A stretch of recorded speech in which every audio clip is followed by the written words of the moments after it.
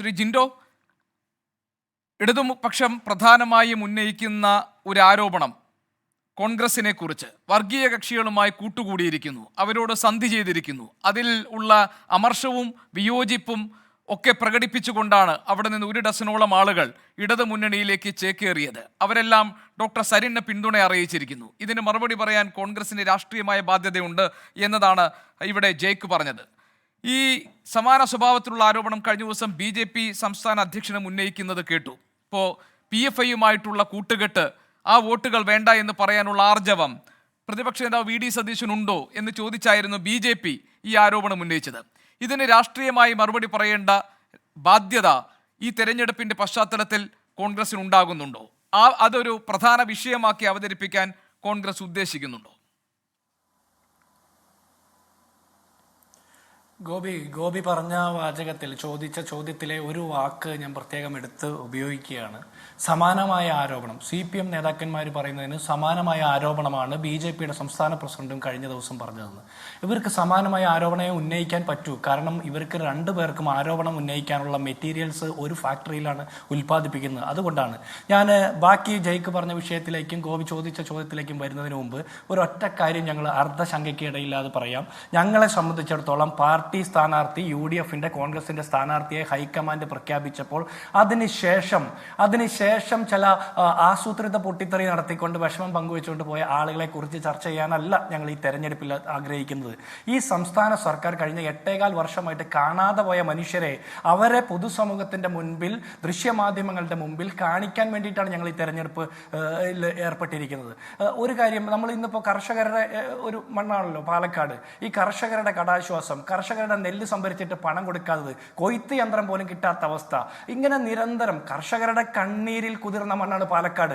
ആ കർഷക വിലാപത്തിന് അറുതി വരുത്താൻ സംസ്ഥാന സർക്കാരോ കേന്ദ്ര സർക്കാരിനോ സാധിച്ചിട്ടുണ്ടോ?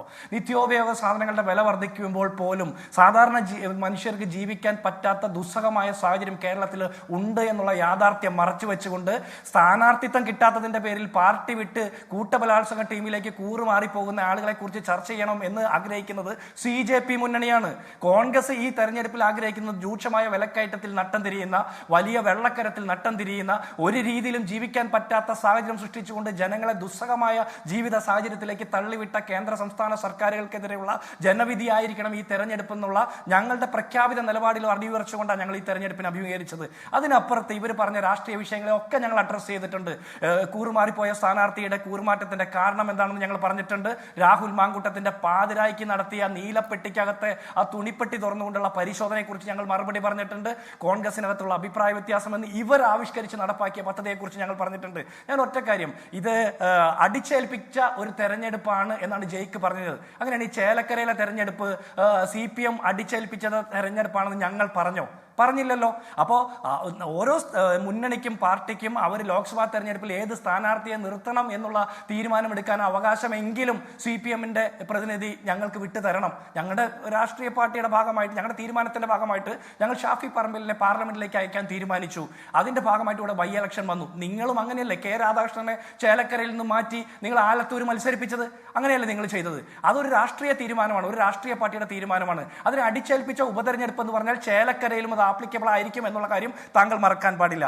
അടുത്തത് താങ്കൾ പറഞ്ഞത് കോൺഗ്രസിൽ നിന്ന് വിട്ടുപോയ ആളുകളെ, ഇവിടെ കൊഴിഞ്ഞാമ്പാറയിൽ ഒരു ലോക്കൽ കമ്മിറ്റി ഒന്നടങ്കം വിമത സമ്മേളനം വിളിച്ചത് നിങ്ങൾ കണ്ടോ?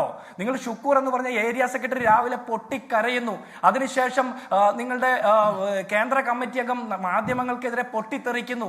ഇറച്ചിക്കടകളെ പട്ടികളെ എന്ന് പൂരെ തെറി വിളിക്കുന്നു. അത് കഴിഞ്ഞ് കഴുത്തെ കുടുക്കിട്ട് പിടിച്ചുകൊണ്ടാണ് ആ പോയ ഏരിയ കമ്മിറ്റി അംഗത്തെ തിരിച്ച് പാർട്ടിയിലേക്ക് കൊണ്ടുവരുന്നത്.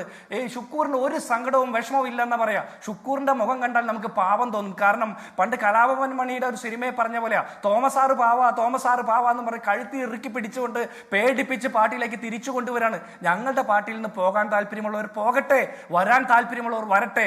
ഞങ്ങൾ ഇത് തുറന്നിട്ട് വാതിലാണ് ഞങ്ങളുടെ പാർട്ടി. അല്ലാതെ പാർട്ടി വിട്ടുപോകുന്ന ആളുകളെ കുലംകുത്തി എന്ന് വിളിച്ച് ഇന്നോവ വിട്ട് കൊന്നതിന് ശേഷം വീണ്ടും കുലംകുത്തി എന്ന് വിളിക്കുന്ന പരിപാടി കോൺഗ്രസിന് ഇല്ല. ഇനി രണ്ടാമത്തെ താങ്കൾ പറയുന്ന ഒരു കാര്യമുണ്ട്, തീവ്രവാദികളുടെ വോട്ട് വേണ്ടെന്ന്. രാഹുൽ മാങ്കൂട്ടത്തിലാണ് UDFന്റെയും കോൺഗ്രസിന്റെയും പാലക്കാടുത്തെ സ്ഥാനാർത്ഥി. അദ്ദേഹത്തോട് ഏതൊക്കെ സമയം മാധ്യമങ്ങളും പൊതുസമൂഹം ചോദിച്ചിട്ടുണ്ടോ അപ്പോഴൊക്കെ അദ്ദേഹം പറഞ്ഞിട്ടുണ്ട് ഒരു തീവ്രവാദ സംഘടനകളുടെയും തീവ്രവാദികളുടെയും വോട്ട് വേണ്ട എന്ന് തന്നെ പറഞ്ഞിട്ടുള്ളത്. പിന്നെ കോൺഗ്രസ് ഉയർത്തിപ്പിടിക്കുന്ന മതനിരപേക്ഷ താല്പര്യത്തിൽ, മതനിരപേക്ഷ മുദ്രാവാക്യത്തിൽ BJPക്കെതിരായിട്ടുള്ള പോരാട്ടത്തിന്റെ ഭാഗമായിട്ട് മതന്യൂനപക്ഷങ്ങളും അല്ലാത്ത ആളുകൾക്കും നേരിടുന്ന വലിയ പ്രതിസന്ധിയെ അഡ്രസ് ചെയ്തുകൊണ്ട് കോൺഗ്രസ് ഈ സമരത്തിന് നേതൃത്വം കൊടുക്കുമ്പോൾ, ഈ ഇലക്ഷന് നേതൃത്വം കൊടുക്കുമ്പോൾ കോൺഗ്രസിലോട്ട് ആകർഷകരായിട്ട് വരുന്ന ആരുടെയും വോട്ട് സ്വീകരിക്കാൻ ഞങ്ങൾക്ക് ഒരു മടിയുമില്ല. ഞങ്ങൾ സംഘടനാപരമായി ഒരാളുടെ പോലും വോട്ട് അഭ്യർത്ഥിച്ചിട്ടില്ല. ഞങ്ങൾ പക്ഷേ പാലക്കാട് നിയോജക മണ്ഡലത്തിലെ മുഴുവൻ വോട്ടർമാരുടെയും വോട്ട് അഭ്യർത്ഥിക്കും.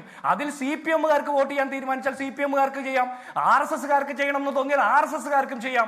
ഏത് രാഷ്ട്രീയ പാർട്ടിയിലും പ്രത്യയശാസ്ത്രത്തിലും വിശ്വസിക്കുന്ന ആളുകൾക്ക് രാഹുൽ മാങ്കൂട്ടത്തിന്റെ കൈപ്പത്തി ചിഹ്നം കണ്ടിട്ട്, രാഹുൽ മാങ്കൂട്ടത്തിൽ ഉയർത്തിപ്പിടിക്കുന്ന മുദ്രാവാക്യം കേട്ടിട്ട് വോട്ട് ചെയ്യാൻ തോന്നുന്നുണ്ടെങ്കിൽ അത്തരം വ്യക്തിപരമായിട്ടുള്ള ഓരോ വോട്ടും സ്വീകരിക്കാൻ ഞങ്ങൾ തയ്യാറാണ്. ഇനി താങ്കൾ പറഞ്ഞ ഒരു കാര്യമുണ്ട്, ഭൂരിപക്ഷം വർദ്ധിപ്പിച്ചുകൊണ്ട് നിങ്ങൾ ജയിക്കുമെന്ന്.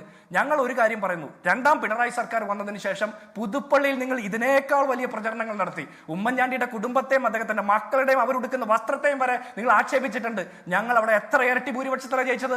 അതുപോലെ തന്നെ തൃക്കാക്കര ബൈ ഇലക്ഷൻ, ഈ 2 ബൈ ഇലക്ഷനും കേരളത്തിലെ പിണറായി സർക്കാരിനെതിരായിട്ടുള്ള ജനവിധിയാണ് എന്നുള്ള കാര്യം നിങ്ങൾ അംഗീകരിക്കാൻ തയ്യാറാകണം. അത് കഴിഞ്ഞിട്ട് വന്ന ലോക്സഭാ തെരഞ്ഞെടുപ്പ് വലിയ വിജയം ഞങ്ങൾ നേരിടാണ്. അപ്പോൾ നിങ്ങൾ പറഞ്ഞെന്താ, SNDPയുടെ വോട്ട് കിട്ടിയില്ല, ഭൂരിപക്ഷ സമുദായത്തിന്റെ വോട്ട് കിട്ടിയില്ല, ന്യൂനപക്ഷങ്ങൾ അകന്നു പോയെന്ന്. ഈ ഭൂരിപക്ഷവും ന്യൂനപക്ഷവും ഒന്നും അകന്നു പോയതല്ല. സാധാരണ മനുഷ്യർ പിണറായി സർക്കാരിനെതിരെ അതിരൂക്ഷമായിട്ടുള്ള അഭിപ്രായം പങ്കുവയ്ക്കുകയാണ് ആ തെരഞ്ഞെടുപ്പുകളിൽ ചെയ്തത്. അതിന് സമാനമായി പാലക്കാട് ഞങ്ങൾ ജയിച്ചിരിക്കും.